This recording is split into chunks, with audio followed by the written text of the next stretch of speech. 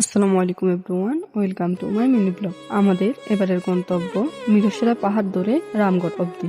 এবারে ভ্রমণটা একটু স্পেশাল, কারণ প্রথমবারের মতো আমাদের সাথে বাইক রাইডে আছে ছোট্ট ট্রাভেলার সোহাদ্দ। ও খুব ঘুরতে ভালোবাসে, যার ফলে খুবই এক্সাইটেড। পথের মধ্যে পাহাড়ের একটা অংশে দাঁড়ালাম লোকাল মানুষ, যার নাম দিয়েছে চন্দ্রমল্লিকা।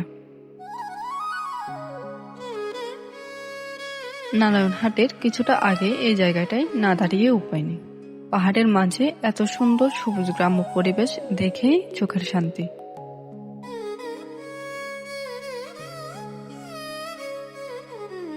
এরপর হিয়াকো বাজার পেরিয়ে রামগড় যাওয়া অবধি পাহাড়ি পরিবেশ যে কাউকে মুগ্ধ করবে। পথে চোখে পড়বে সারি সারি রাবার গাছ, চা পাতা বাগান, আরো কত কি।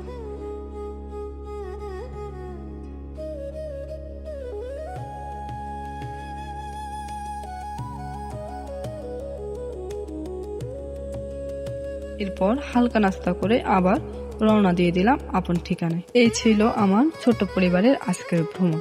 দেখা হবে অন্য কোনো সুন্দর জায়গায়, অন্য কোনো ব্লগে। আল্লাহ হাফেজ।